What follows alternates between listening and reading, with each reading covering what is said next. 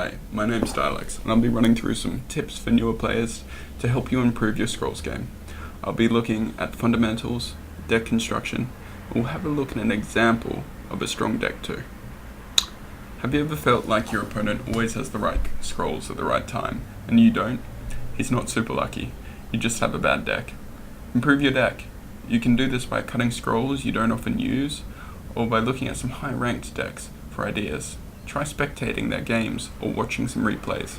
YouTuber Way to Fail does high-ranked Scrolls replay commentary. Check him out. Speaking of ranked, play ranked. It doesn't matter if you suck, you'll improve fast. You'll see some deck ideas you can steal, you'll learn some play styles, and be regularly matched against challenging opponents. So you have your deck, and you're ready to play. Here are some common mistakes that players make during the game. Try not to spend 2 scrolls to trade for your opponent's 1. For example, don't use 2 sparks on a 4 hit point unit like Kinfolk Veteran. And if you enchant a unit, you expect that unit to get at least 2 scrolls out of your opponent for it to be worth it. Next tip. If you can kill a creature that round through combat damage without losing a creature, do it. Don't wait until next round in the hope that you can kill 2, or don't do idle damage, because next round your creatures will be dead. Well, maybe not, but they probably will be.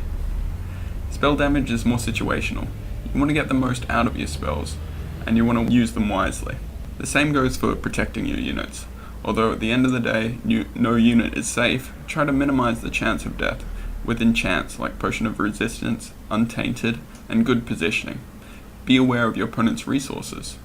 Know that if your opponent is growth and will be getting 5 resources this turn, he can deal 3 damage to your front lines. He can haste all of his units. He can buff his damage significantly. If he doesn't bring out any units at 5 resources and is mono growth, chances are a Quake is on its way. Try to keep your hand over 3 scrolls at all times. Resources don't matter if you don't have a choice in spending them. Be aware of how many cards your opponent has. If he is short of cards, he is unlikely to get his combos off, so this may be the best time to make a risky play. It's okay not to play a scroll this turn if it can do more for you if you play it next turn. Should you play that Ragged Wolf this turn and do 1 damage to the idol? Or hold on to it and try and kill a Vader of the Wild that they might put down next turn. If you open on the board, you should normally spawn a creature on the center tile. He will be able to move to any tile within 2 turns. If you have 2 units on the same row, keep a space between them. This helps protect against certain spells like Thunder Surge, Pother, Blast Strike, Maya Curse, and more. Sometimes it's hard to tell if you're winning or losing. A loose way to check if you're winning is to add the units plus scrolls in your hand plus resources you have and compare it to your opponent's. I never feel behind if I have a better scrolls plus units plus resources. Finally, check every turn whether you can win this round. Sometimes you can get focused on destroying your opponent's units and not realize you could have won, and it might cost you the game. That's all for basics. Next up, deck construction. I don't want to push anyone in a particular direction, but instead encourage creativity and exploration with decks. But if you're just starting out and want to create a deck from scratch, I encourage you not to build a deck around what you think would crush your opponents, but instead build a deck that can keep you from being crushed by your opponents. By which I mean effectively deal with all situations. That said, I will try and talk about the current metagame, which means talk about what's hot at the moment amongst high-ranked decks. Competitive decks all share some similarities. For example, there are only a few low-cost creatures from each faction that are played competitively.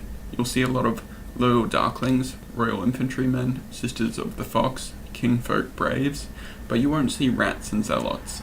Spell and enchantment scrolls almost exclusively focus on doing damage this turn through damage buffing, removal, or hasting friendly units, with the exception of a few order spells that focused on mobility, like Pother, Horn of Aegis, and Flip. Structures are making a comeback through energy, but are rare in other factions. Try to cut down your deck to the minimum 50 scrolls, so you can get repeatable strategies going. For the same reason, decks are normally composed with the maximum number of the same scroll in your deck.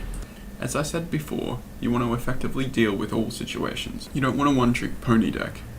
You want to be able to deal effectively with the early, mid, and late game of every faction, or else be able to kill your opponent before getting to that stage. Now we'll go through an example deck and talk about how it works. This is a 6 decay and 4 growth draw deck.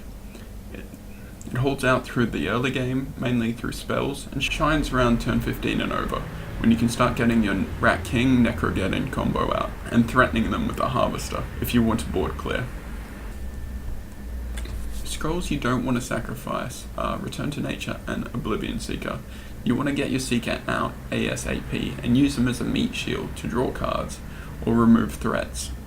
You want to hold on to Return to Nature so you can board clear with it, using it with a combo with like Frostgale, another Return to Nature, or a Soulsteel, preferably while you have a Harvester out. You want a Damning Curse 4 hit point plus units, or key damage dealers. This is all leading to the point you can actually do damage, when you can hit that Necro Rat King combo, and Fertile Soil your Seekers. This deck and its many variations was once super strong, although it's fallen off a little bit lately. It's not without its weaknesses. It can fall to strong early aggression. Disabling Seekers with enchants like Languid can prevent draw and slow the mid game.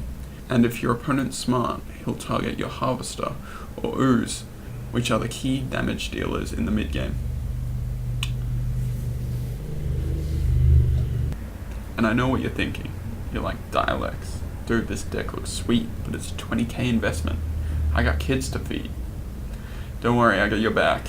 Here's a link to a cheaper, crappier version of the same deck.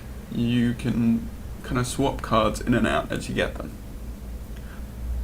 I hope this illustrates that deck building is pretty complicated, and the way you play your deck has to complement the build. But don't be discouraged. Get out there, play some scrolls. Thanks for watching. This has been Dialects. If this video gets a good response, I might do some more. So please let me know if you like it, or if you have any questions or comments. Cheers, bye.